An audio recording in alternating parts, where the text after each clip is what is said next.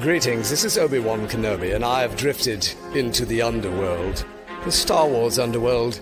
I have a bad feeling about this. Here we go. We must go to the lower levels. The underworld. You've taken your first step into a larger world. You're after something. Ben. Since I've started the underworld, I've met so many great friends. Chris. I grew up in the 1990s, and mall packaging is nostalgic for me. Dominic. What I love most about Star Wars is that it's fun, and it's all-round good times. So, this is where the fun begins. May the Force be with us. This thing really moves! Whoa! I like this! I can't believe you came all this way to see me.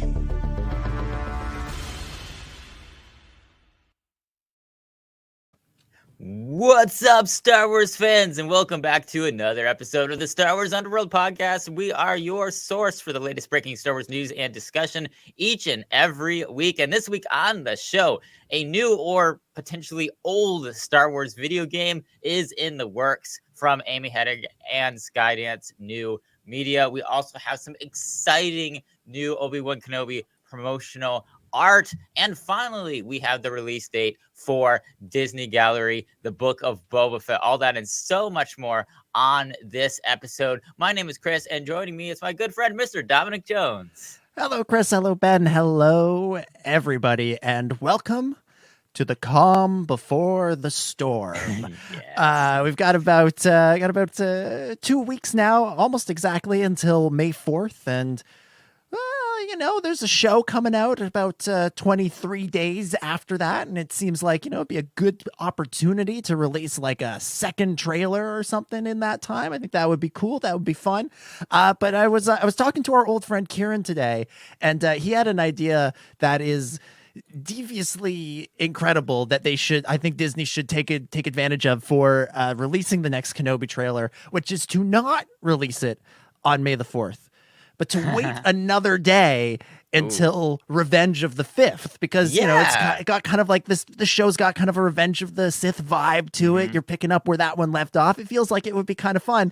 And I think that would be just enjoyable to watch Star Wars fandom again collectively lose their minds when nothing happens on May 4th aside from the Book of Boba Fett, the gallery, the musical, the stage play, will, aside from that, to have nothing happen and then wait 24 hours and then drop it the next day. I think that would be hysterical. So Disney, Bob in social media, Bob in trailer planning, Bob in scheduling, all of you Bobs, I think you should all go ahead and take that idea. Obi-Wan Kenobi trailer, Revenge of the 5th, not May the 4th. But lots to get into this week. It's going to be a great show. See, that brings up the age-old debate of I love how you spelled Kieran's name, Thomas. That's wonderful. We'll have to send him that screenshot. Yeah, I'm on it. It's the age-old debate. Is it Revenge of the 5th or Revenge of the 6th? Because Revenge of the 6th sounds a little bit better, but then you have a day of nothing. So it's almost like the Sith get two. There's 2 days. There's Revenge of the 5th and Revenge of the 6th. You go so hard on May the 4th, you got 2 revenge days after that. That debate has gotten so bad that I've just stopped celebrating that holiday. I've just stopped posting about it because, like, if I post like on the Star Wars and Happy Revenge of the 5th, they're like, "Wait, it's Revenge of the 6th. It's not Revenge of the 5th. How dare you?" People talk about the war on Christmas. I think if we take Kieran's idea and we drop the trailer on the 5th, then we can say Happy Revenge of the 5th again. It'll be official then. That's my pitch. Vote for me for intergalactic chancellor. Nothing bad will happen, I promise. Like Lucasfilm is just like, Happy Cinco de Mayo. Who Star Wars Day? What? Oh man, I love myself some blue milk. I love Star Wars characters. Matthew Hardy in the chat points out, always 2 there are. So why don't we just have 2 Sith days? I mean, that's what I think. They're both valid. It's Revenge of the 5th and Revenge of the 6th. There's 2 days. It's a 3-day holiday. It's a trilogy of holidays. That's what it is. It makes sense. There you go. Perfect. I think that's a good idea. And then you get to celebrate the disconnected trilogy of all the days that Star Wars movies in May came out at the end of the month. The 19th and the 25th, and then I think there's a few other ones. You just got to feel bad for May 7th, because that's the day that like everybody's like, all right, we don't care about Star Wars anymore. There's no good name for it. We're just on to the next. The seventh sister. Oh, yeah, May seventh sister. May the seventh sister be with you. That's the day we just all pay tribute to our Lord and Savior. I can't remember her name. Sarah Michelle Gellar. That's it. Yes. I wanted to say Sarah Jessica Parker for a second. I'm like, no, wrong 90s actress. Oh man, I need to get Seth MacFarlane out of my head with where I want to go with that one. And the only way to do that is to introduce Ben Hart, the Star Wars guy. Hello. Gosh. Yeah, that would be to see Star Wars fandom through the course of 24 hours go through the 5 stages of grief. I'm not gonna lie, that would be entertaining. I mean, I would be going along with them because I mean, you would start out with like trailer today, yeah, and then it'll be like bargaining at at noon, like, well, guys, can you please just give us a trailer, please? Okay, here. I was looking for this meme. Okay, so this is the completely official lineup of Star Wars Week. All right. So May the 4th, obviously. May the 4th be with you. Yeah. There's always a bigger 5th. Okay. Revenge of the 6th. Yeah. I am the 7th. Okay. I like it. That's no moon. 8's a space station. All right. I think we're reaching a little bit there. Whatever. I think addition to my collection. Okay. So, yes. Okay. That's a good pun. That is a good pun. But don't let it take away from Ben's impression of General Grievous there. Ben, could you do that for us again? Could you give us in addition to my collection? I want to hear a conversation between General Grievous and Ben's Cad Bane, and we will. No. Also, real quick, it's treason 10. Okay, all right. I mean, Palpatine's getting a little random meme I just found on the internet. I think Sheev is getting a little too much playtime in that. It's Revenge of the 6th. Yeah. I am the 7th. Is that what it was? Yeah. And it's treason 10. That's 3 out of 7. I'm pretty sure that Ian McDiarmid wrote this. Pretty sure. There's always a bigger 5th. That should be it. That's the one. I agree. Okay, that solves the debate. I'm gonna push that this year. And yeah. Yeah. And we should still drop the trailer on There's Always a Bigger 5th just cause, what could be a bigger 5th than a trailer? Yeah. There is no bigger 5th than a trailer. As the old adage goes. Your emphasis on the second F is just like it's like you're trying so hard. The fifth. English is fascinating. Thank you, Shakespeare.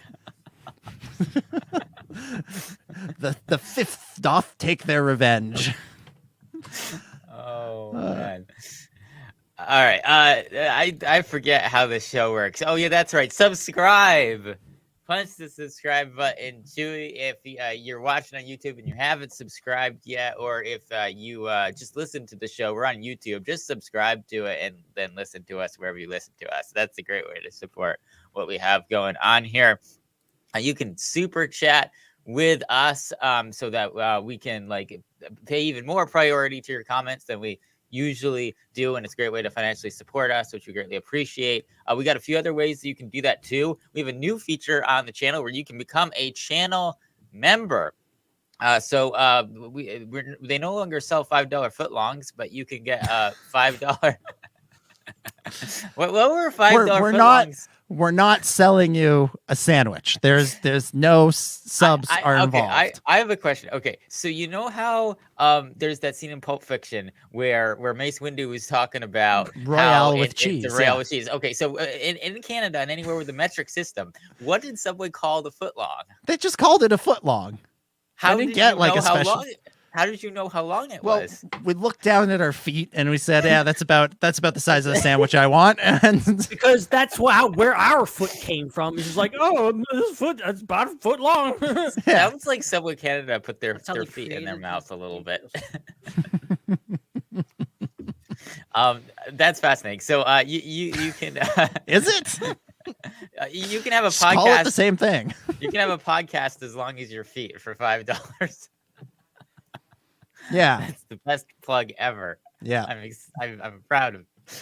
Good. You can also support us on patreon.com/the SWU for all the non-Star Wars related and sometimes Star Wars related shenanigans that we have in the pre-show, like fun stories from our jobs and things like that. Any member level on Patreon will get you that, and that's also where you have the most diverse amount of our merch, since the TeePublic store is kind of like want right now. Like there's a few things that might still be there, but patreon.com/the SWU is the one-stop shop for most designs of Star Wars Underworld merch. So check that out. And just in general, we also have some merch over at cultureslate.com/store as well. So check that out. And speaking of Culture Slate, make sure you check out all the other shows on our network, Star Wars Culture, Shatter Squadron, and Eye on Canon. And finally, if you want to leave us listener feedback, swunderworld@gmail.com is where you can do that. Oh, yeah. And I also got to remind everybody to leave a review on Apple Podcasts. Do that if you haven't. That'd be awesome. Do it. I'll also mention I was on the Hype Function podcast this week. Right. So go look for that wherever you get your podcasts. We talked about Star Wars, surprisingly, if you can believe it. I tried to type this out, and I emphasized the wrong letter at the end, and I had to change it.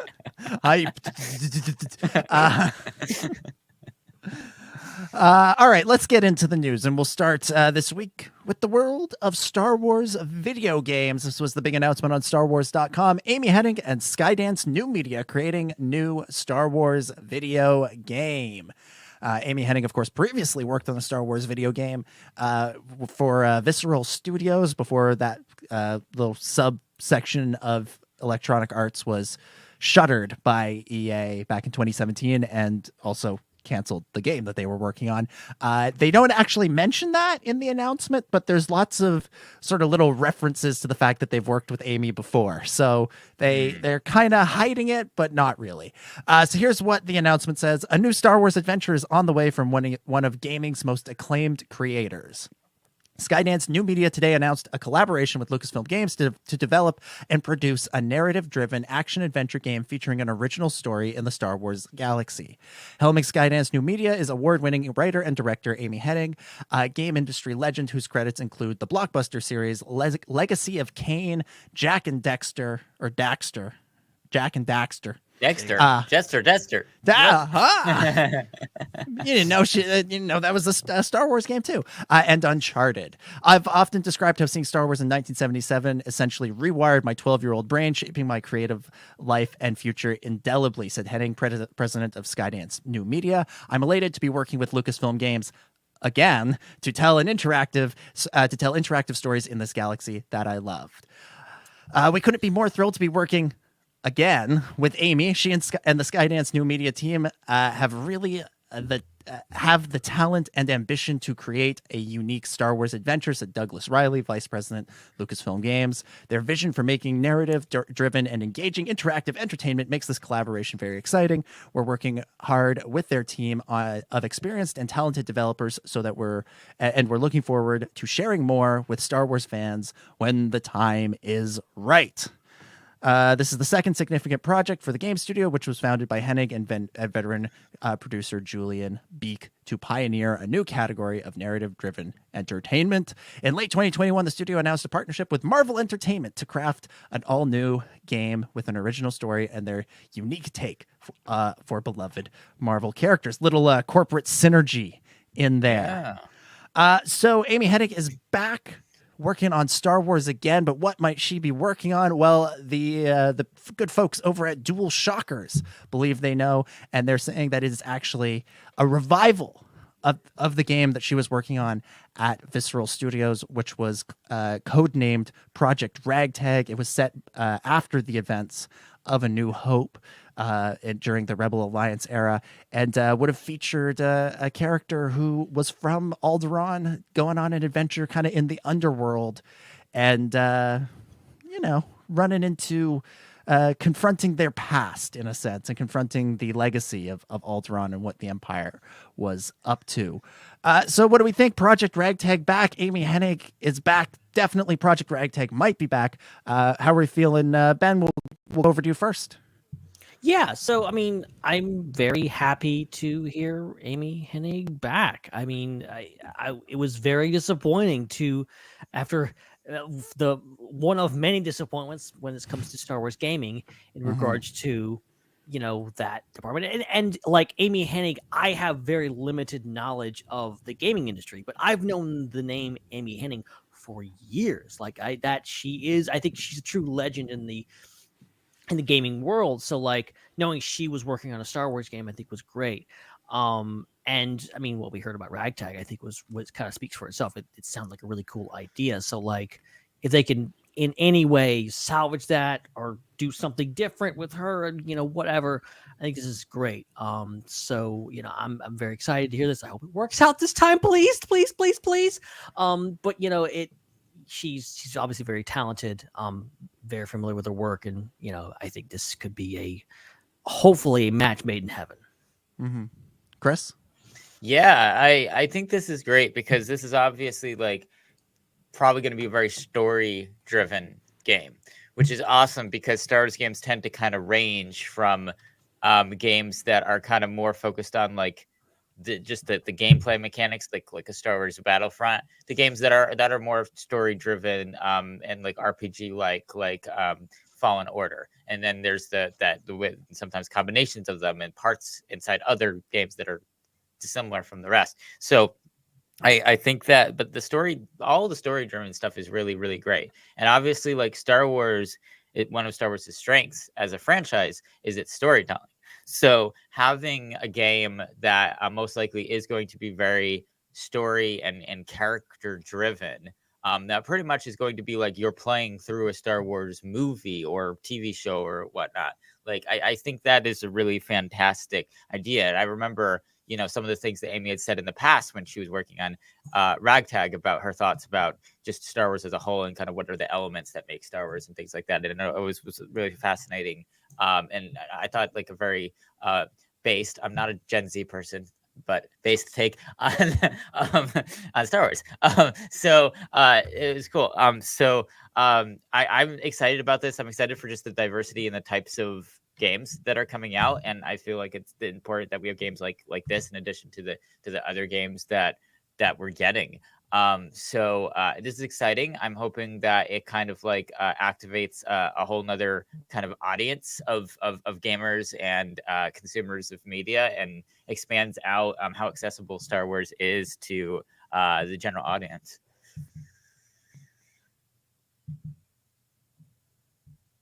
Oh wait, Dominic, you're muted. Sorry, my bad. I thought you were doing a bit for a second. I'm like, where is this going? Very good point. All good points. Oh, the Porgs. Okay, got it. You're excited for Porgs. Oh yeah, Porgs is a Star Wars story. That's the game.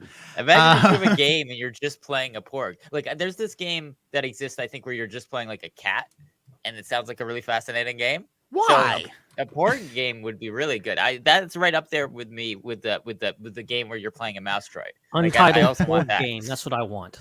Yeah. No.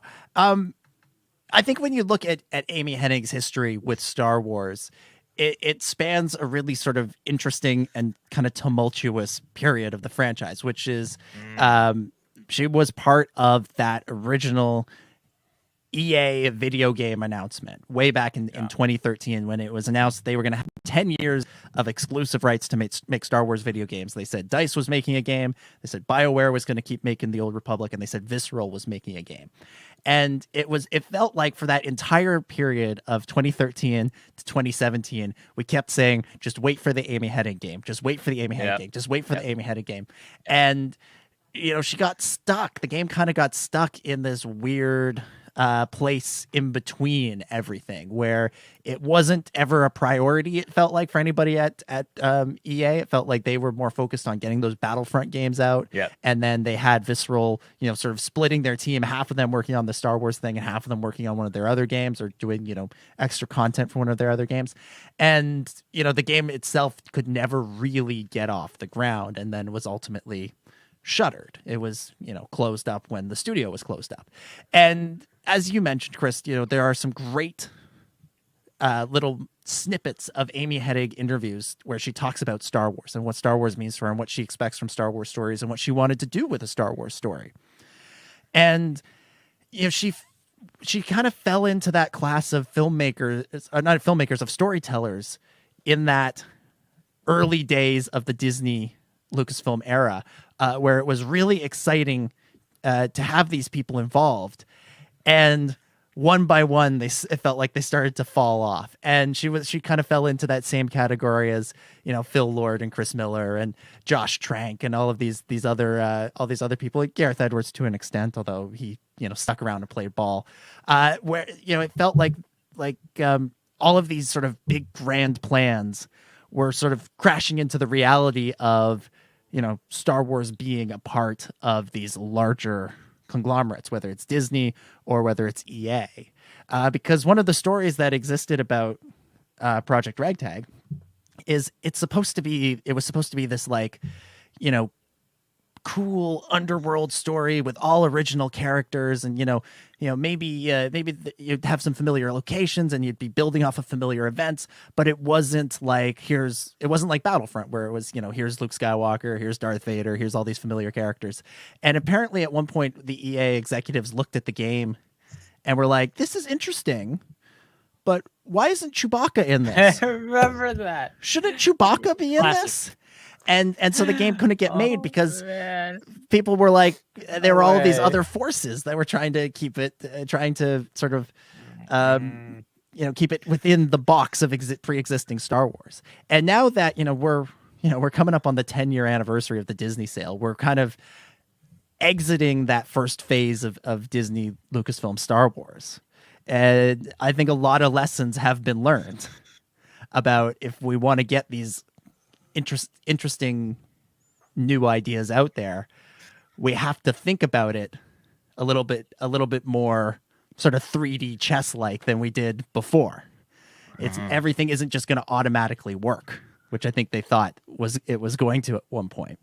And so it's exciting that somebody who was a part of that initial sort of wave of optimism is being brought back into the fold.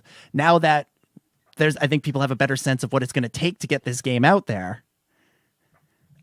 We're now bringing back the people who actually want to make this game, and so I find it really exciting. I don't play, me. I don't play video games. I could care less what studio has the rights to it. I just want whoever has it to be willing to do interesting stuff, and everything that we've seen from Amy Hennig over the years is that she's willing to do interesting stuff and wants to do interesting stuff with Star Wars. And it's nice that she's actually going to get a real chance to do it now that her own studio is working on it. And there's nobody else to answer to. There's no third party to answer to. It's Star Wars and it's her own people. Don't they know that Star Wars works when it's different? Like what is the one thing that kind of sort of didn't work? The movie about Han Solo and Chewbacca. Where's Chewbacca? Yeah. Like, come on. And maybe that's why. It's so ironic. It's so ironic. Yeah. Well, yeah. And it's interesting, like there were all of these big ideas for, spin-off movies and that sort of thing. And they were going to start safe with the Han Solo movie. And that didn't go anywhere. And so then you look at what's going on TV. They started with something that was more of a risk. How many people outside of the hardcore Star Wars fan base had heard the term Mandalorian before? Right. And now it's just part of, the day-to-day lexicon of most people who are following pop culture, where someone will see someone wearing lots of armor or something, and they'll be like, wow, look at that Mandalorian over there, right? They took a risk. They went for an idea that was a bit out there, and it paid dividends. And Mandalorian was a risk in a lot of ways, and it wasn't in some other ways. And they found the right balance of familiar meets new, and we're seeing that success play out on Disney Plus, with all of these sort of spin-off shows that are now expanding the universe outward instead of having it look inward. Let's give credit though to the first people to make a baby version of a beloved Star Wars character. the Star Wars Holiday Special had it right back in 1978. Lumpy. It took 3 tries, right? Because they tried Baby Chewie with Lumpy in the Holiday Special. Then they had to do Stinky the Hutt, Baby Jabba, right. And that didn't work out either. But third time's the charm, Baby Yoda. They figured it out. We're starting to get on the right track with the Baby Ithorian in Rebels. Yeah, that was like the midway point where they're like, okay, now we're seeing something. Yeah. Now we're seeing something. So, I mean, who knows when we'll actually see this game? It's so far away at this point that they have to we have to get out of the EA contract, which is still in effect essentially for 2 more years, and then there's all these other games that have already been announced that work is already being done on that likely will come out first, whether it's the Ubisoft game or I know who the hell knows what's going on with Eclipse these days. And but there's another one in there somewhere, and Jedi Fallen Order 2 on top of that, which is next. So I feel like this is a couple of games down the road, but hopefully, it won't run into the same problems that Ragtag did. And maybe, I mean, who knows? I mean, there's been so much drama surrounding video games. I don't want to count my eggs before they hatch, as they say, but we're looking at maybe a potential new golden age of Star Wars gaming. I mean, I think you're a lot of people involved in this now, and the fact that everyone can kind of get their hands on this and do, hey, I want to do Star Wars. Everyone kind of gets their own piece of the pie. I think that's very exciting, and that's been one of the most shocking things to me of the last 10 years really of Disney Star Wars, is that the disproportionate amount of mobile games to console and PC games. They definitely opened the floodgates with the mobile games. I couldn't even list off how many Star Wars mobile games or Star Wars versions of mobile games have come out in the last 10 years. Too many. Mainly because I don't play them, so I just don't remember them very well. But I know, every year there seems to be a new one. And whereas, I definitely still can list off all of the major centerpiece console Star Wars games that have come out. I mean, we've had, I think we've had 6, right? Because there was the Force Awakens Lego Star Wars game, the new Lego Star Wars game, 2 Battlefronts, Fallen Order, and Squadrons. Yeah. So we just had 6 games in 10 years.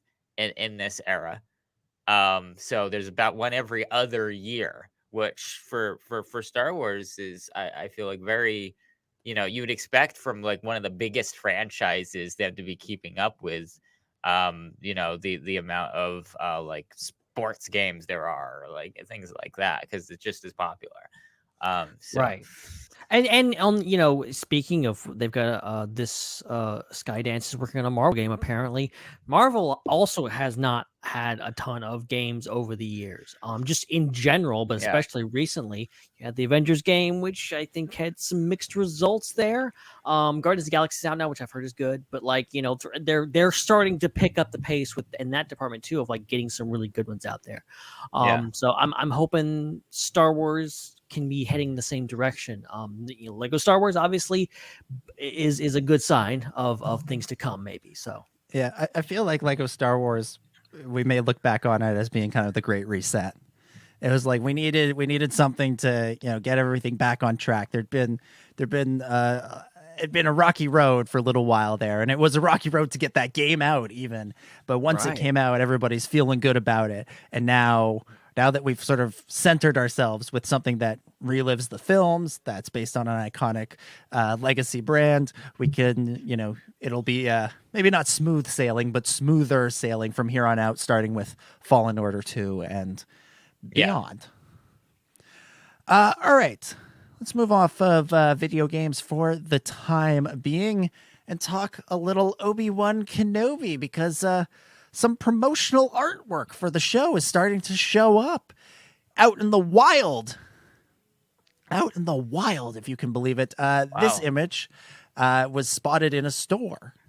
For those of you that are listening, it says Star Wars Obi-Wan Kenobi on the left. Then you see Obi-Wan Kenobi, Darth Vader. They're sort of their heads, and then sort of in the space between their heads, you can see them with their sabers raised, swinging at each other. Looks good. Looks cool. You know what this gets me with, and it's a good thing I didn't see this in stores first, and I saw this here, because I would probably have a freak out on the middle of the floor. But like the thing about this is very reminiscent of the Revenge of the Sith marketing. Very reminiscent of it. And so that like really hits me, because I remember as I would have been a 13-year-old when that marketing hit and your stories started having all that duel of the fates. No, actually it would have been Battle of the Heroes, essentially.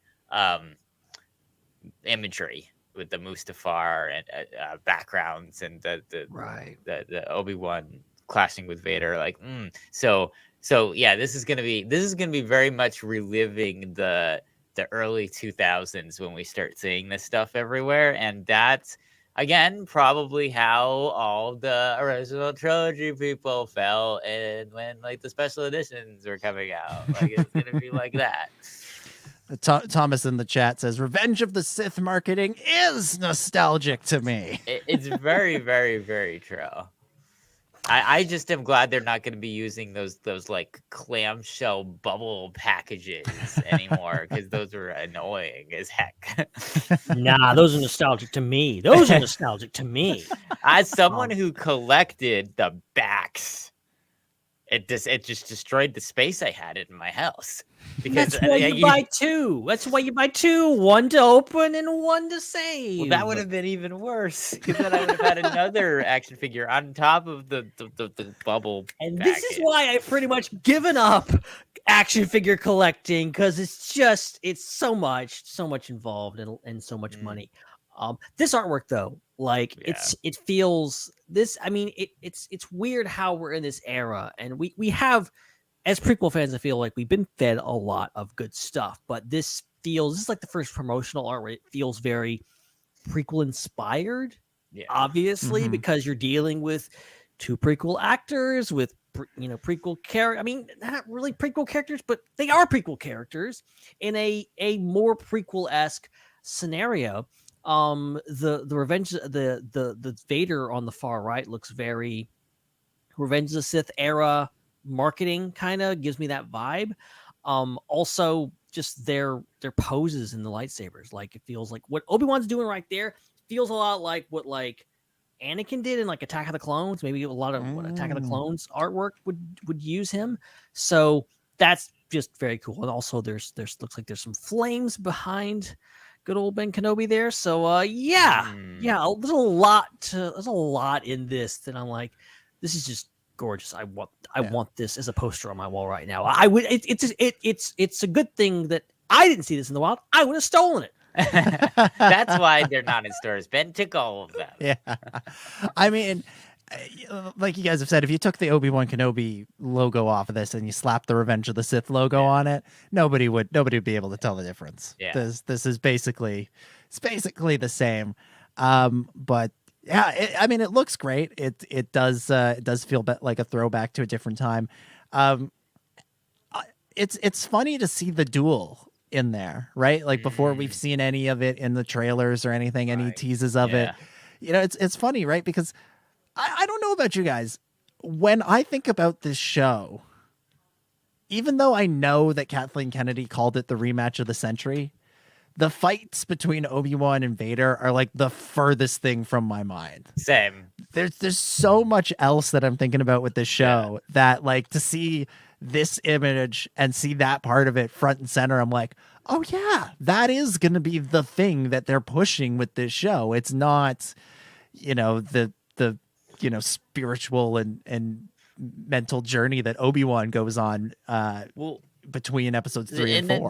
That's really what I'm thinking too. Is like this is the strongest image for marketing. Like Obi-Wan just contemplating life in the desert is not something that's very alluring image to use. So I get even the trailer though it did not feature the duel, which thinking back on it is kind of odd, kind of interesting. I wonder if that Revenge of the Fifth, or what did we call it? There's always a bigger fifth trailer.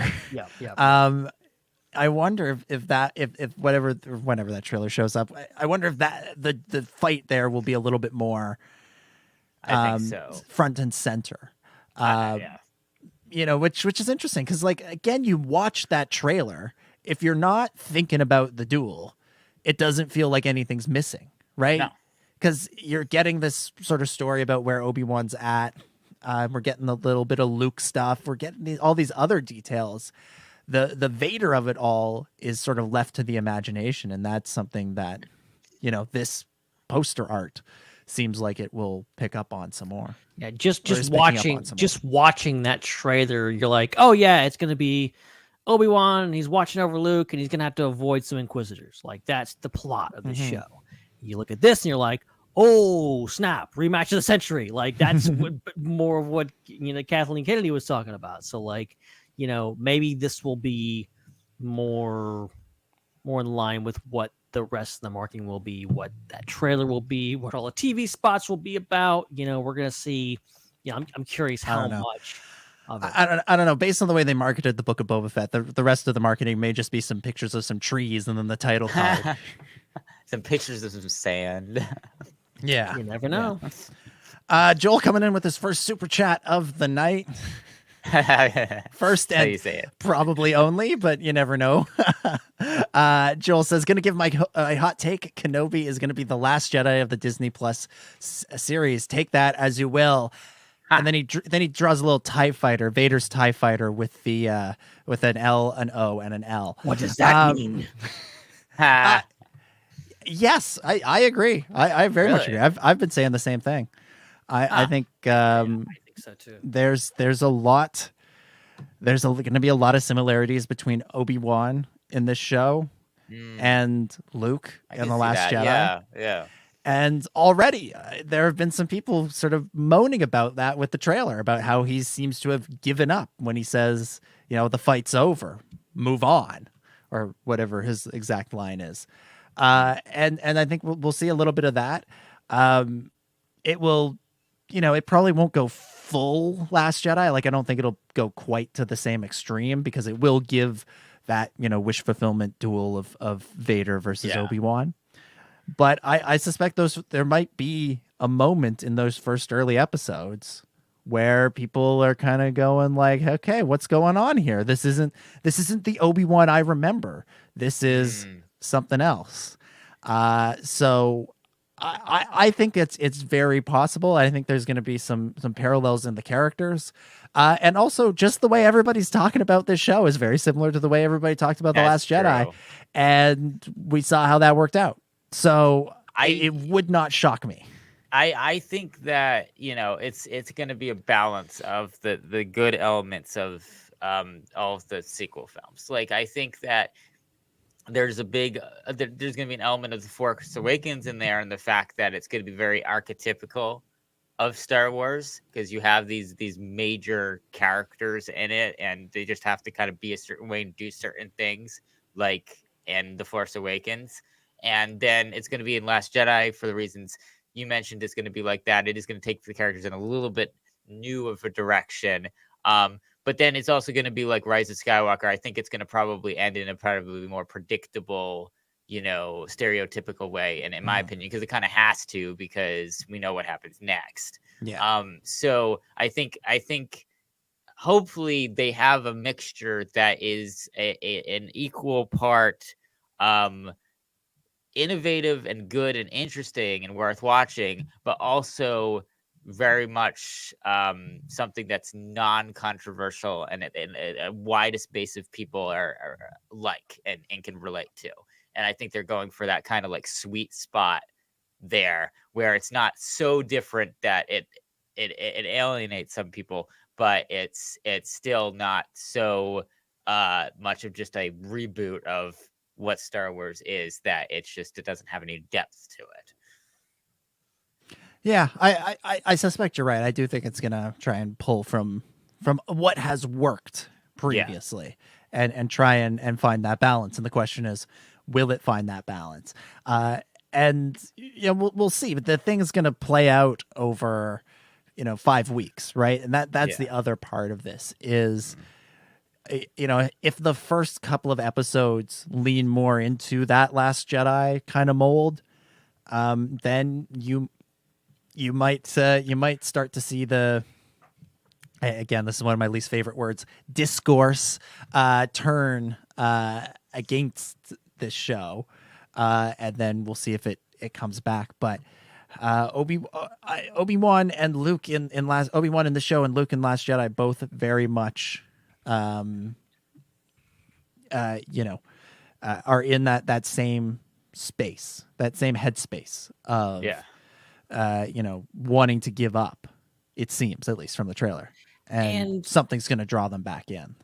I think the fundamentally both Obi-Wan Kenobi and Last Jedi share the idea and the will. If I guess the creators have the will to like basically change things, to take something that's very much established. You're talking about Obi-Wan Kenobi and Luke Skywalker, two of the most popular, the oldest characters in this saga, and change something about them, change something fundamentally about them, or at least seemingly change something, and look at them through a different lens.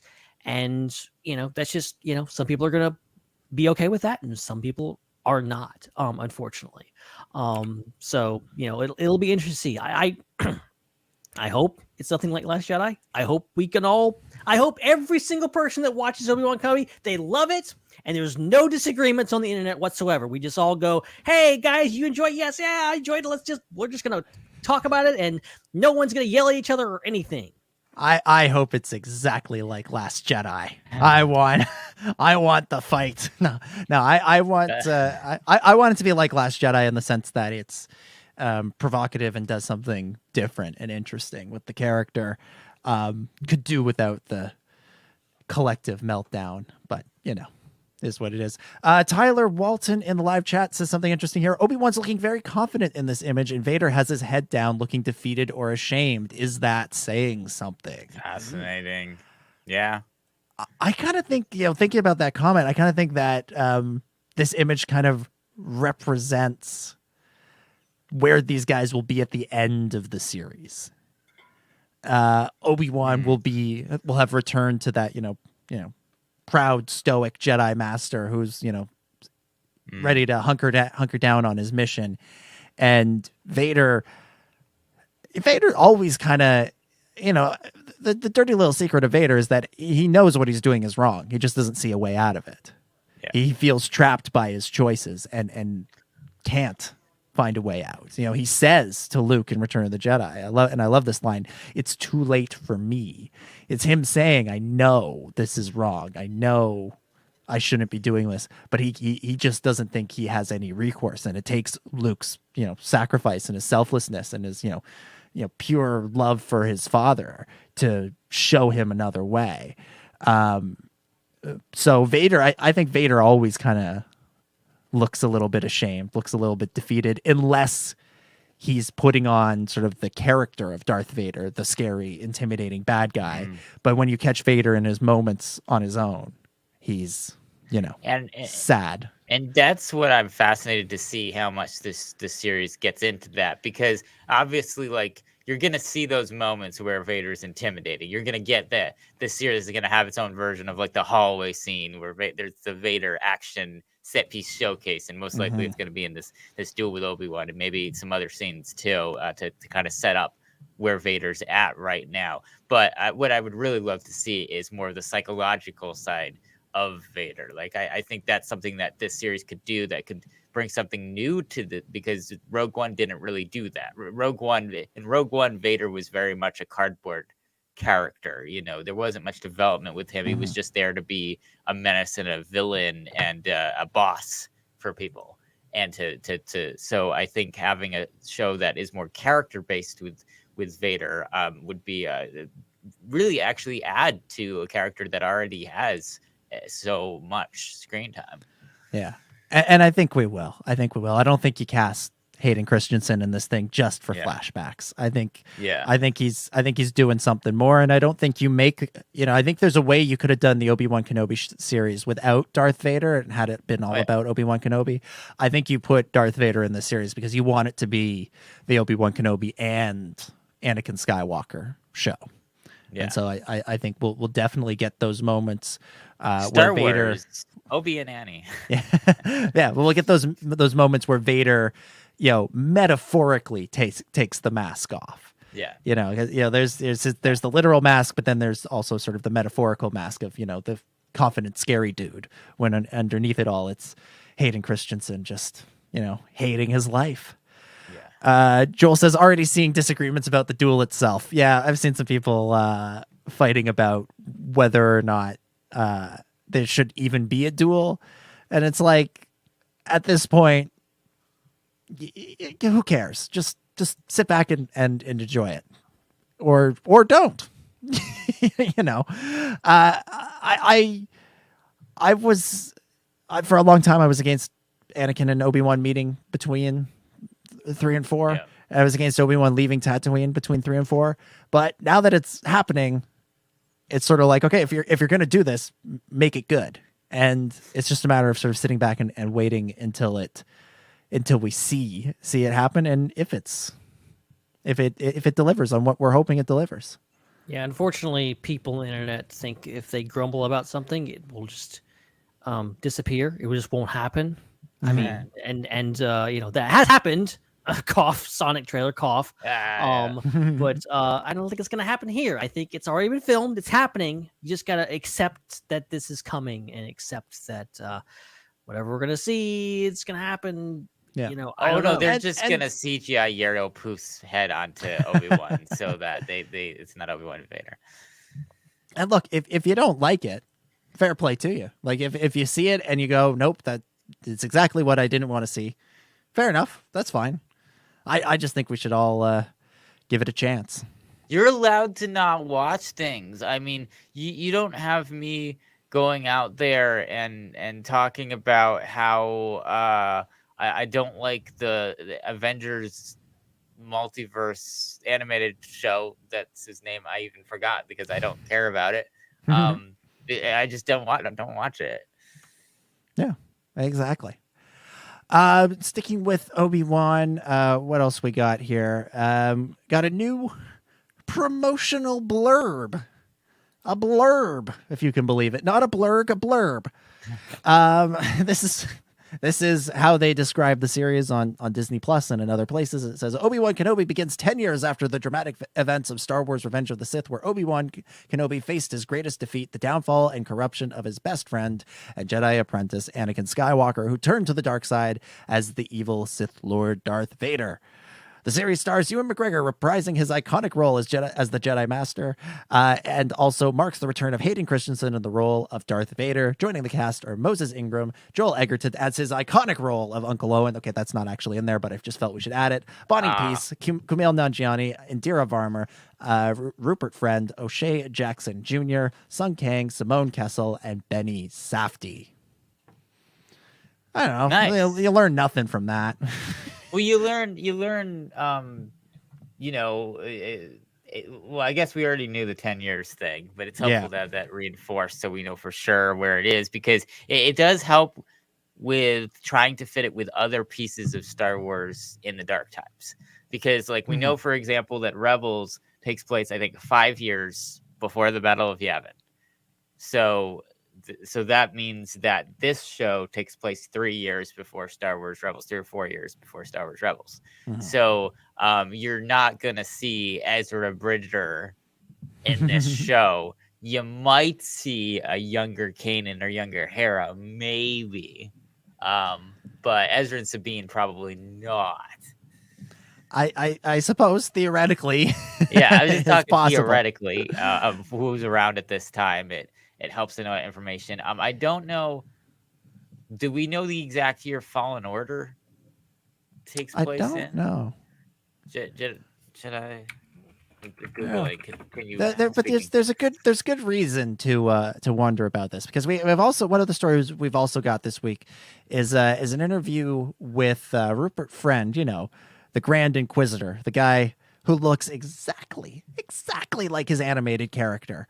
And he teased the fact that there are some other cameos there and there. Here's a clip from Rupert's interview with Hey You Guys. And finally, just quickly, we've seen you maybe in the trailer for a certain Star Wars thing. You can't tell us anything, I know, but how excited should fans be for this? Because it went a long time to see you and Hayden back in these roles and back on the big screen. Yeah, I mean, if it's possible to be any more excited than folks already are, I would be. I think it's one of the most thrilling additions to the Star Wars canon. I think Ewan McGregor is doing things with that role that is a dream for fans of the original films. We can't obviously have Alec Guinness back, but I just think Ewan is just absolute born to play that part. And wonderful cameos from people I obviously can't tell you, but Easter eggs galore. And it's a thrilling ride. Wonderful cameos from people I can't tell you about. So Fallen Order takes place 5 years after Revenge of the Sith, so 5 years before this show. So it's definitely Cam on hand. Definitely. That's what he's talking about. Possible. Yeah. Could be. Anything is possible. I don't know. At this point, I'm sort of wondering, like, when he says cameos, does he mean cameos or does he mean significant characters that haven't been announced? Because there's a lot of assumptions that, like, a certain princess might have a not insignificant role. You can't have Luke in the show, which we see Luke in the trailer from afar. You can't have him in the show without Leia. That doesn't make any sense.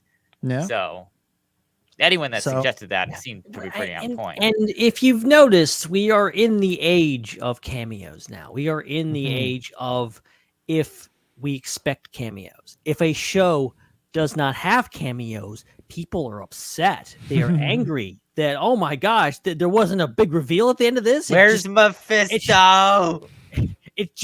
They just told the story with the characters that were in the trailer, and that's it. What? So that I think, and then you always have, like, there's cameos, but then it's like a character just gets introduced and they're part of the story now. That's not really a cameo, but it's people using the word cameo in a very loose way. So that's a great question of, like, are we seeing, is there people, obviously he's talking about people that we don't know about that are in the show, but, like, how big of a cameo are they? Yeah. Like, if you were teasing Spider-Man, whatever the last one was. No Way Home. Yeah. If you were teasing that, like, would you say, oh yeah, there are cool cameos in it, meaning Andrew Garfield and Tobey Maguire? Because I wouldn't classify that as cameos. I would classify that as characters. Yeah. But if I'm, not, if I'm an actor in the show and somebody's asking you, like, ooh, are there, what are the things you can expect? Might, in a moment of panic, I describe them as cameos? Maybe. It might have it might be difficult to gauge how big a role people have in a show just from making the show, because of two reasons. One, that they have the scripts on lockdown. They're not going to give the entire script for the entire show to every single actor. Lucasfilm does not operate that way. And then two, a lot of that stuff is decided in editing later. Like, they could have, certain characters film a lot of scenes and yet a lot of it get cut and their role reduced to a cameo when it wasn't before. So So you never know what's what. So I think Rupert might have just saw a few actors on set and been like, oh, they're cameoing. Interesting. And he doesn't really know, anything beyond that of how big a role they have. Yeah, exactly. So, well, look, obviously we've already seen two or three pretty significant cameos or, familiar characters. I won't even say cameo. I'll say familiar characters showing up in the trailers with, the Grand Inquisitor, Rupert, the fifth brother, whichever one he was, fourth brother, third brother. Yeah. Whichever one he was in there. And of course, Luke showing up. And Owen and Beru. Owen and Beru. Yeah. So, let's say you could throw in Leia as well if Leia shows up. Well, if Leia shows up, probably you got to have Bail. Yeah. Right? So you throw in definitely. Bail and just those two alone, presumably, could be an interesting cameo, quote unquote. I bet some of these actors are still counting Luke as a cameo, quote unquote, because I don't think they knew that was going to show up in the trailer. And who knows if that even registered for them in the trailer, if they watched the trailer. Right. Because there was an interview with Entertainment Weekly that came out like right around the same time as the trailer, where Entertainment Weekly asked, like, is Luke going to be on this thing? And the whoever was being asked was like, well, I don't know. We'll find out. And it was like, the trailer's already out and he's in it and he's there. So, yes. Okay. Hold on. Let me ask my manager. yeah. So there's some things there. But who knows? Who knows who else could show up in there? People talk a lot about flashbacks. Well, flashback to the Clone Wars. Ahsoka, maybe. If you open up flashbacks to prequels or Clone Wars, basically anything's on the table at that point. Yeah, real proof. real proof. Yeah. And it also begs the question: what does he mean by Easter eggs? That one's interesting. Yeah, I mean, Easter eggs can mean literally anything. Yeah. It's just a little, in the background. Oh yeah, it's like the Rise of Skywalker, right? Oh, there's so many Easter eggs in that sea of ships that exist there, and if you look real closely, you can see, the Razor Crest and the Ghost and things like that. So, yeah. One person who would be a pretty interesting cameo in all of this would be Qui-Gon Jinn. Qui-Gon Jinn, played once again by Liam Neeson. Now, Liam Neeson was interviewed by comicbook.com this week, and he said he was open to coming back to Star Wars, but only if it's a movie. He doesn't want to do any TV. To quote, he in fact, he quoted John Boyega, he said, "You're not going to Disney Plus me." No, this is what he said. They asked him, "Are you interested in coming back?" And he said, "Oh yeah, I think so. Yeah, I think so." You think? I think. If it was a plus transcription there, ladies and gentlemen. Yeah. Nice. He says, let's see, he says 1, 2, 3, 4, 5, 6, 7. He says 10 words in there. I think so twice. Yeah, 3 times, and as the 10th word. So he says, oh yeah, I think so. Yeah, I think so. If it was a film. Yeah, I'm a bit of a snob when it comes to TV, I must admit. I just like the big screen, Wow. Now, let's all just remind ourselves of the fact that Liam Neeson once played Qui-Gon on the Clone Wars. So, I don't know about this whole being a snob for TV in thing. 10 years, I guess he's had a change of heart, but still. I mean, when George Lucas calls you, They might have to get George to intercede for Jon Favreau here and broker. It was just voice work, but as far as we know, this may just be voice work too. Yeah, exactly. It's been really funny for me to watch Liam dance through raindrops about this show. Yeah, because the first time they asked him about it, I don't think he'd heard of it. I don't think anybody had asked him yet. Yeah. And so they asked him and he gave this answer that was like, he didn't know what was going on. Yeah. And then they asked him again And he gave a really sort of funny, cutesy talk show answer of, "Oh, they couldn't afford me," which is what you say when you're doing something, but you just don't want to admit it. And now this time he's just like, this is him. He's not even like trying to dance anymore. He's just straight up lying. He's just like, no, they'd only get me back if it was a movie. And I think we'll definitely see him in the show. I think he's been getting some. I think him and Andrew Garfield have been hanging out. Getting some pointers. Yeah, he's done a lot of TV. I'm looking at his his IMDb. I'm just looking through his TV show. His most recent television appearance was this year on Dairy Girls, where he played Chief Constable Byers. He also worked on The Orville in an episode where he played Jahava Storal. He was in an episode. This guy will do TV. He was in an episode of Inside Amy Schumer, where he played a character named Don Cheadle. Oh my god! I think he's back. I think we'll see him. We'll see him in the show. Wow. He's just lying. He's just lying because he doesn't want to have to admit it. And unlike Frank Oz, he's smart enough to know not to say, "They asked me not to say it." But this guy did. Yeah. So Liam's just coming up with creative ways to dance around this dicey issue. Yeah. One more Obi-Wan show here, or one more Obi-Wan story here. We know that John Williams is coming back to do a new Obi-Wan Kenobi theme, but who's going to do the actual score? Well, the John Williams fan website, jwfan.com, they seem to think that Loki composer Natalie Holt will be coming in to score, or has already scored at this point probably, Obi-Wan Kenobi, the rest of the non-John Williams work. For the show, Natalie Holt, of course, best known for doing Loki, also is set to do the score for Batgirl, the DC movie, and apparently had said previously that she'd be interested in doing a Star Wars project. So I don't know. What do you guys think? I know everybody here watched Loki. What do you think of the music? I thought it was pretty good.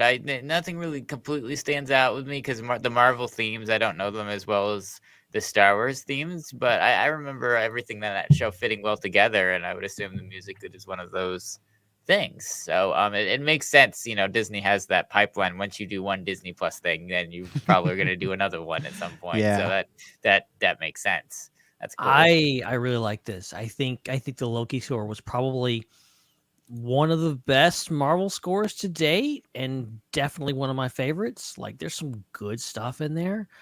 And like when I heard that, like it was the first Marvel show that I'm like, I'm noticing the score. I'm noticing like how well it is, even on like the first and second viewing. So like, I was like, okay, I would love for this person to do Star Wars, and now it definitely sounds like it would be great. And it's not like, if you listen to some of it, it's not all like traditional stuff. There's some wacky stuff in there too, which I love. Yeah. I liked the music of Loki. Although honestly, if you told me that anybody who scored any of those Marvel shows was coming over to do Star Wars, I'd be like, yeah, okay, sure, why not? Yeah, I thought they did a good job. But the main reason I am excited about Natalie Holt joining Star Wars has nothing to do with any of the other shows or movies that she's written the music for. She is an absolute legend, because I don't know if you guys know this, but in 2013. She snuck onto the set of Britain's Got Talent, and during a performance, ran out on stage and started throwing eggs at Simon Cowell. During the show, during the broadcast. Oh, this is what Rupert meant when he said Easter eggs. It was just Natalie Holt on set. Okay, throwing eggs at people. I get it now. Yeah, you have to look this clip up. It's incredible. She was making like a statement about like how much sway Simon Cowell has in the industry and all this stuff, and she just ran out on stage and starts throwing eggs at him. It's wild. Apparently she pretended to be one of the backup dancers, and then just came out and starts pelting Cowell with some eggs. So I for no other reason, I'm on board with having her. I just can't with the times that we're in, where being on a national talent show is a gateway to either scoring Star Wars or being the president of a country. Like, I can't with this. I think the 10 Downing Street in the UK is in rash has been had a lot of scandals lately. I think Natalie Holt, maybe she could step in and unify the country, right, by throwing eggs at Simon Cowell. Yep, Great she's just gotta play the PM on TV first, and then there you go. Yeah, there you go. All right, let's move off of Obi-Wan Kenobi and look back at a previous Disney Plus show, specifically the Book of Boba Fett. And Ben, last week you and I we were wondering where is the Book of Boba Fett Disney Gallery special. And then we joked, wouldn't it be hilarious if it was the only thing that came out on May 4th this year? And it looks like we may be right. We may be correct, because according to a new report from What's on Disney Plus, Disney Gallery, the Book of Boba Fett will launch on May 4th, 2022. So it's happening. It's happening. And again, Book of Boba Fett on May 4th, 2022. Obi-Wan Kenobi trailer on May 5th, just to mess with everybody. But I'm looking forward to this. I'm really, as ridiculous a name as Disney Gallery is, the actual specials have been really good. Yeah, they've been really good, and so I'm looking forward to seeing this one, and I'm looking forward to seeing, how they made this show in the time that they made it. It's interesting. It's always interesting to see the behind the scenes, but it's especially interesting to see what they had to do to make it during COVID. So I'm very interested to see the behind the scenes of the Book of Boba Fett. Yeah. I personally like the Mando season 2 one better than the Mando season 1 because it was more kind of like on set stuff in the way that it was like paced. I like better. I mean, I appreciate the long form roundtable discussion format of the first Disney Gallery. I thought that was unique and interesting, and there were some things about that was better because of that. But personally, as far as the documentary styles I like watching, I thought that the season 2 one was more up my alley. So I'm interested to see which direction they go in, or if they kind of keep extending out into a different direction with this one as they try out different things. It's interesting. The season 2 one was remarkably well paced. It was really well done. As much as I love more, need more, give me more, but that I think that was done remarkably well. And I've heard this is also going to be just one episode. It makes sense. I mean, we did eventually get 2 episodes for season 2, right? Because there's the one about the first 7 episodes, and then there's the one about the Luke episode. Yeah. I it makes sense that it would just be one episode. I personally I preferred season 1 because I liked really getting to go granular in those conversations where Jon Favreau spoke over everybody. So I wish we could do that for season 2 and for this. But again, the reality of making those and sitting a bunch of people around a table in the same room, less than 6 feet apart in the last 2 years has not been super feasible. So it makes more sense to do a classic documentary. And so I on the one hand, I sort of I would like to have both. I'd like to have both. As I was thinking. Just do both. A straight up documentary and then a second, 8 episodes. And that kind of takes the place of kind of what commentaries are as well, because those are kind of more laid back like that. Mm-hmm. Yeah, or just do commentaries.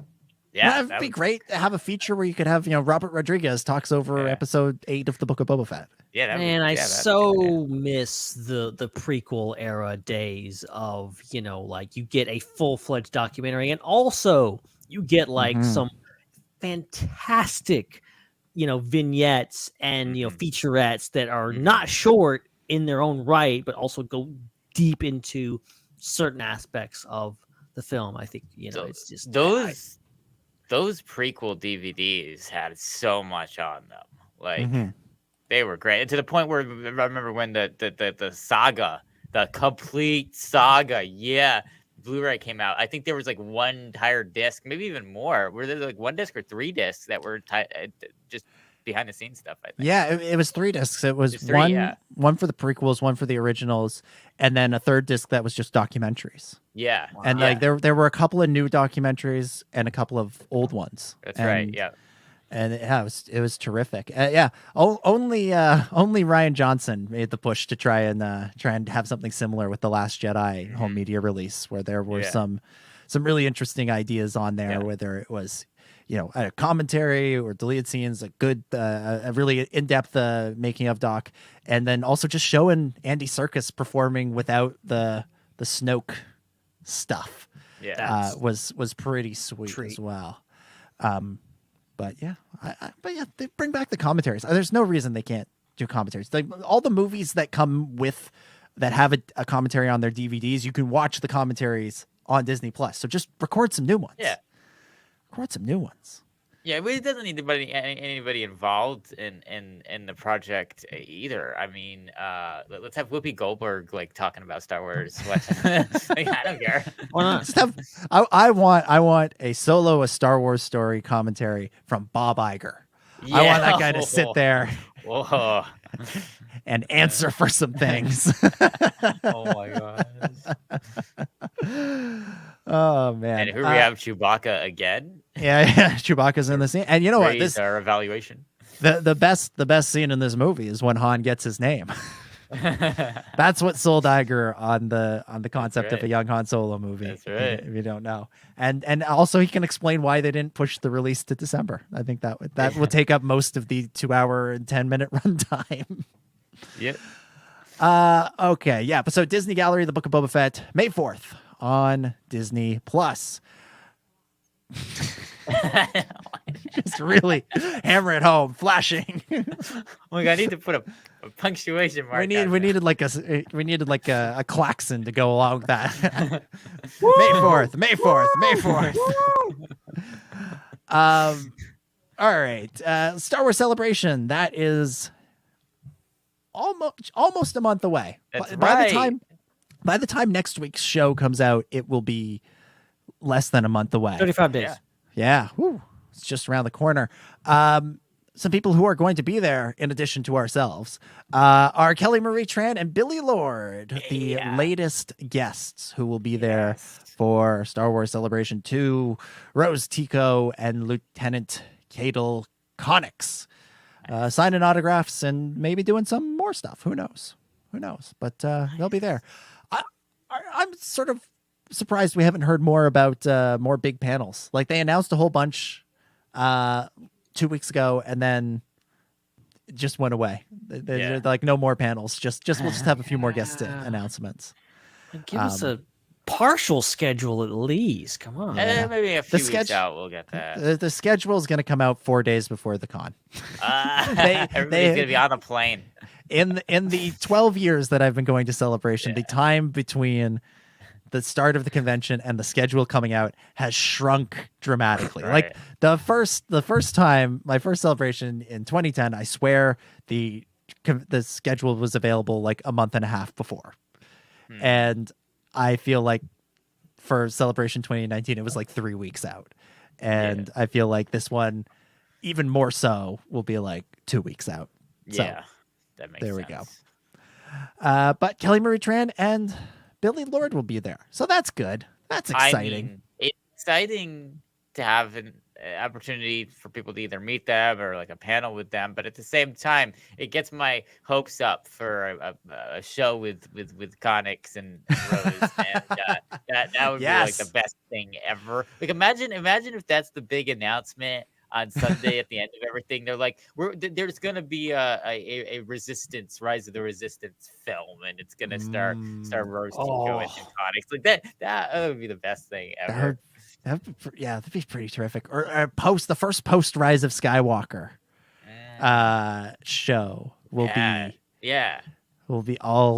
the Connix and the adventures of Connix and Tico.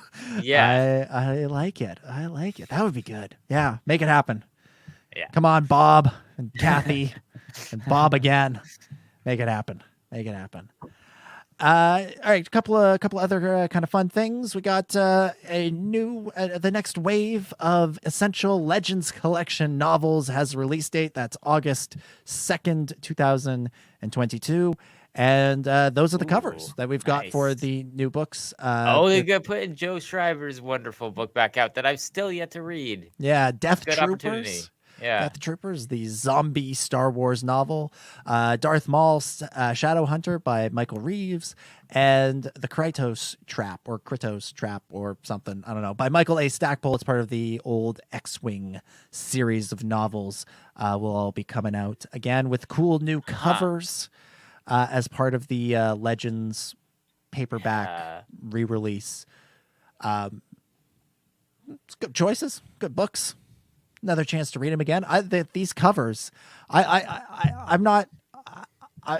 can't buy all these books again. I can't. I don't have space or money for it.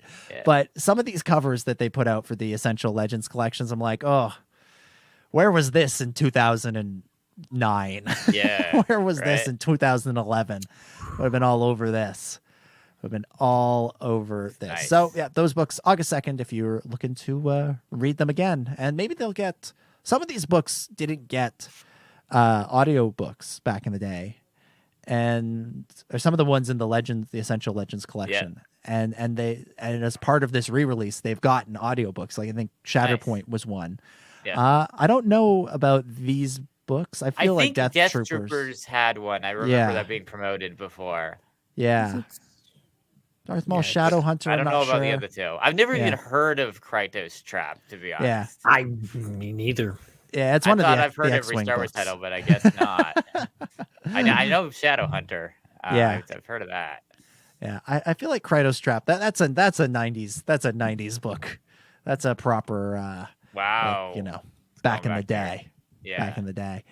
And then also in the news this week, some Lego news. We've got the new Ultimate Collector's Series set was announced this week. And it is Luke's Land Speeder.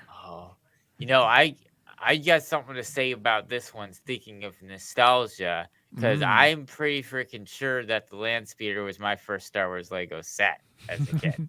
I was just thinking the same thing. Yeah. Yeah. Me too, but it was part of the Mos Eisley Cantina little mini set where you also got Han and Greedo in the booth and a dewback with a sand trooper on it. Yeah. So they it's funny, I like to keep my to check in with the Lego Star Wars fan community every now and again, and it's funny, you guys, we all have nostalgic feelings about the Land Speeder. And we're admiring this new Ultimate Collector's Series set that looks just gorgeous.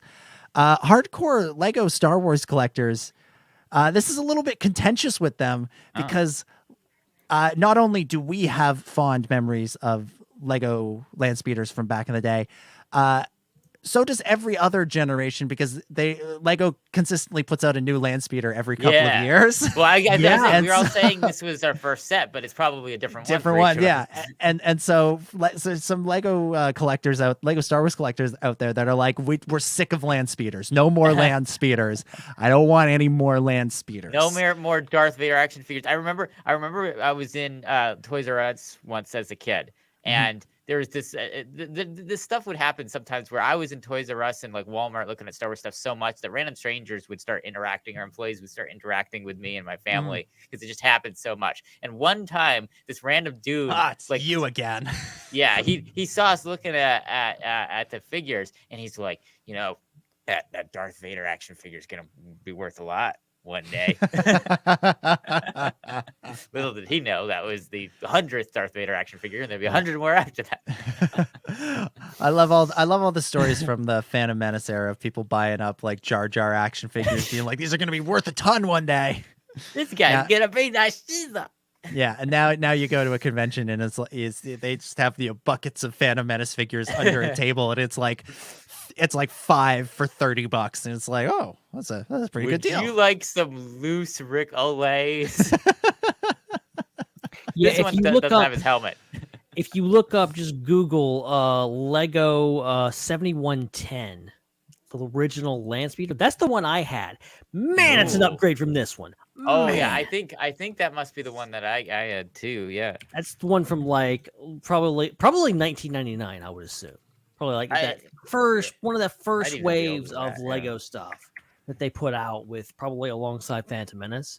Which I Mm. also had a bunch. I had the Pod Racer. Man, I had so many good, and they're probably all in pieces somewhere now. It's sad. Mine was let's see, I'm trying to find it here because it's a Cantina set, so I now have to scroll past all of the old, all the new Cantina sets, the like the $500 ones. Mine was Lego set 4501, and it was the Lego Star Wars Mos Eisley Cantina, and now apparently is selling for as much as the giant Cantina set if you want to buy it on Amazon, because this thing, it's apparently can buy this little set that I've got over on my shelf over there for $500.99 on Amazon Canada. Oh my gosh. Which for reference, the 3,000 piece set, the new one, is $449.99. So it's a better deal to buy the new one. What? Wow. Insane. I wonder, it's probably not worth very much once it's been opened and built. But I should look how much I could sell this little thing for. As a millennial, I would just rather people put all their money in Lego rather than houses. Yes. Because I have lots of Lego and not a lot of houses right now. I'd like to balance that out because I need somewhere to put my Lego. At least if you get enough Legos, you can build your own house. You know what? Ed Sheeran might have had a good idea with that. I wonder if that'll be up to code. Man, we'll do some more. We'll have some more Lego Star Wars talk in the next couple of weeks. We're talking about the sets, not the game. Although we'll probably talk about the game too, because we're gonna have our buddy Graham Hancock back on. He does Blocks magazine, and he's gonna come back on, and we're gonna talk some more about everything that's going on in the world of Lego Star Wars. Update to that: I'm through now. Better Call Maul on Lego Star Wars. That's how far into it I'm in. And I'm really enjoying it so far. And the thing that's striking me is you can actually move through the story of the game very quickly by following the like highlighted you go here props, which is cool. But the other thing is that there's so much that you miss when you do that. And so the idea that I'm getting, the strongest feeling that I get while playing the game is remembering, I need to go check this out later. Because I want to get through the story so I can unlock everything, because I want to get as many characters and vehicles and things as possible and open up the open world so I can just jump from place to place to place. But at the same time, I'm like, dang, I need to come back here. And then the fact that you need, certain types of characters to unlock certain types of things, and you really can't play through everything the first time anyway. It gives it kind of a Fallen Order. Like Fallen Order was designed that way too, where you had to go back to planets to do things when you had certain powers added and things like that. So so far my update to that is I'm really enjoying it. And I do think that it's something you can sink, many dozens or maybe even hundreds of hours into and still have a unique experience at hour number like 101. So I definitely recommend it to anyone who has not purchased it. If for some reason you're waiting on something, go get it. It's awesome. I'll play Better Call Maul once Better Call Saul is finished off the air later this year. So maybe once I have some free time. Fair enough. I saw a YouTube video last night, and it was basically someone complaining, well, the way the game's set up, you have to play the levels multiple times. And like the comments were just full of people like, well, someone hasn't played Lego Star Wars before. That's kind of the point. It's definitely as advertised. Like when they had, again, I don't remember what the public's seen because, again, I got this preview at E3 like 10 years ago for this game, and I can't remember how much of that has actually come out. But in the gameplay they showed us at E3 that everybody was talking about, they were talking about how you could go on these side quests on Tatooine.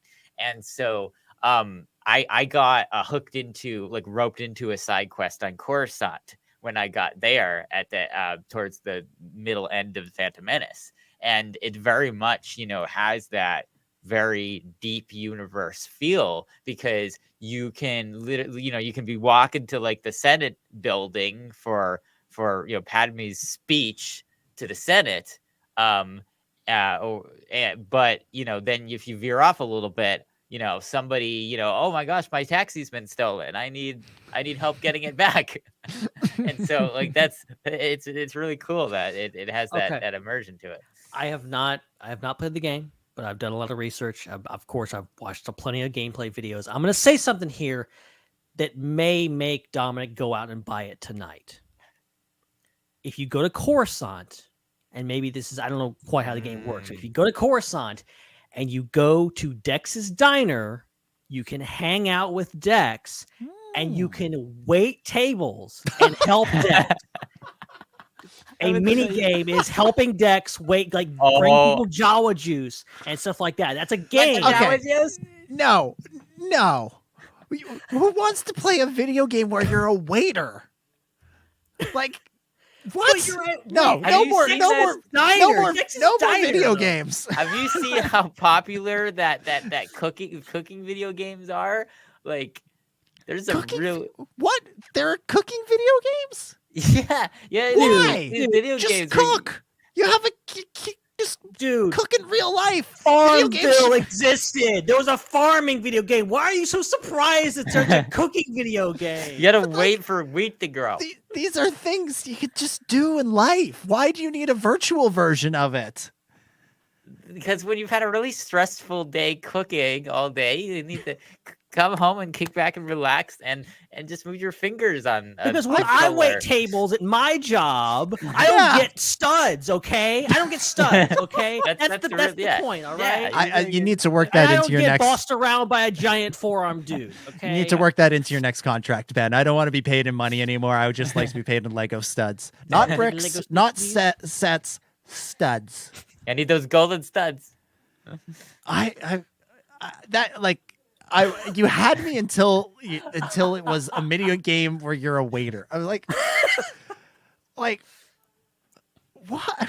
That's like just a little too close to reality for me. That's like, I want to go to hang out in Dex's Diner and like eat something there, or drink a cup of Jawa juice. Like if you could incorporate that into Galaxy's Edge or Galactic Star Cruiser or something like that, like, all right, I'm on board. But if I then got there on Galactic Star Cruiser, if I then got to Dex's Diner and they handed me a tray and said, go help those people out over there, like go bring these people their drink, I'd be like, I paid money for this? But I mean, I'm assuming that if you buy this game, to absolutely 100% the game, you have to at least spend at least 5 minutes waiting on tables. Certainly, no doubt about it. Can't wait. But I was, like I said, I was with you. Like I wanted to go. I was like, I will buy this game. We'll play through Better Call Maul. Then we'll go over to the Dex's Diner and we'll just like hang out there and it'll be a party time. And then then they'll hand you a tray and you'll have to do work. I'm like, no. I mean, you can hang out too. You don't have to accept the job, probably. No, but if Dex asks, you're gonna say yes. You can't say. I mean, look at that face. You can't say no to that face. It's just Dex is just like he's just a guy. What do you know? Yeah. He'd be like, oh, what do you know? Nobody wants to work these days.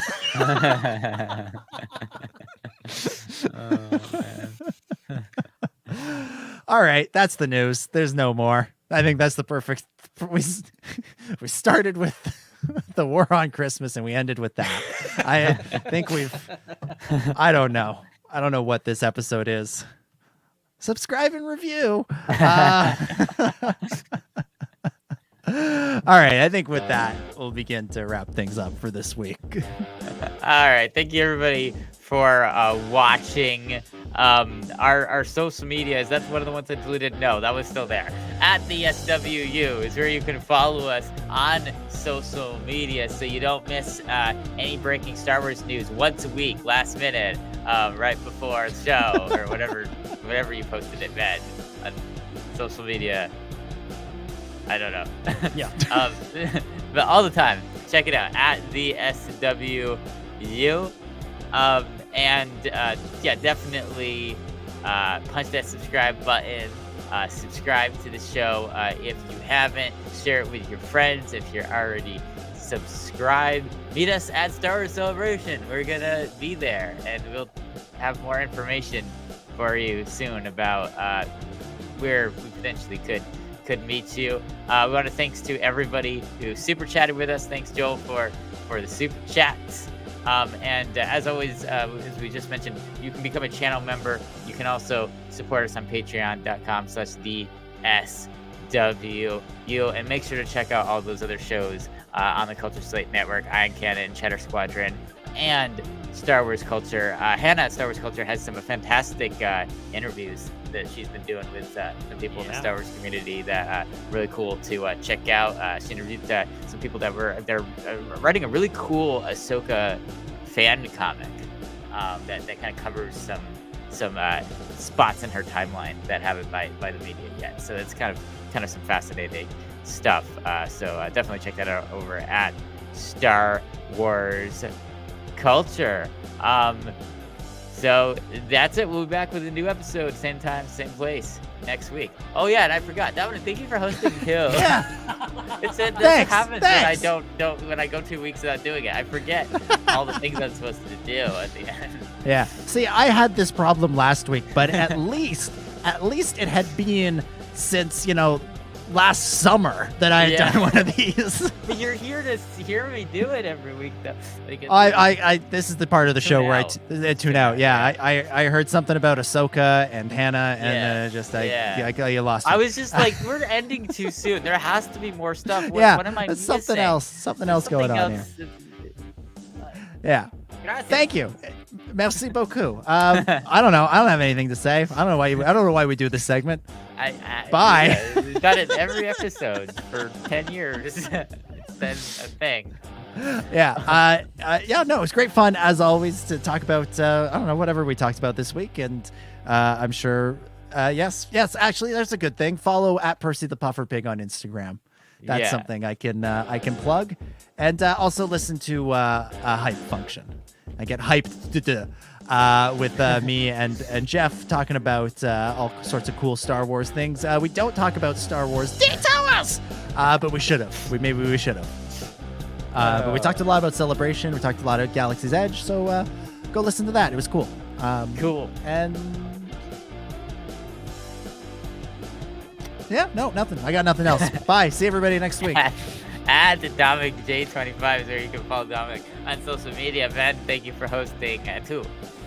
Oh, it's a pleasure as always, and I, for one, cannot wait to get off from my work serving food to people so that I can play a video game serving food to people. That's my dream, okay? Call me crazy. But yeah, this was a lot of fun. Who knows what's going to happen in the next week. And I might have some interesting stories to tell on next week's episode. I'm just going to throw that out there. I'm not going to say what. Just a hunch. Just a hunch. Be on the lookout for that. Okay. Awesome. And you can follow Ben on social media at Ben Hart with no E. And you can follow me on Twitter at Seek3PO, Instagram at my name is Seekell, and also at Secret3PO. I have 2 accounts because I don't know why. I just do. I need to fix that. I need to figure out can you merge accounts into one? It should Is that just a be thing? At Chris Seekell3PO. There you go. Yeah. That's what I'm gonna do. Makes about as much sense as at Ben Hart with no E. Perhaps more. Yeah. That's right. Possibly. That's right. So yes, may the force be with you too, Yanni, and to everybody else. Thank you for watching. We'll be back same time, same place next week. For anybody that doesn't know when we go live, it's at 9:30 p.m. Eastern, 6:30 p.m. Pacific every Thursday or Friday if you're on the other side of the planet. But it's a different time. Yeah, but it's not. It's a different time on Friday, depending on what other side of the planet you are on. All right, thank you everybody for Ben, Dominic, all the other great contributors we have here at the Star Wars Underworld. My name is Chris, and may the force be with you.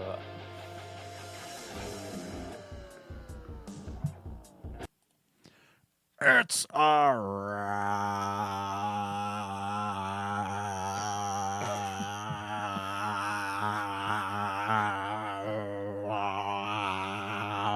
Do the Boston ass thing.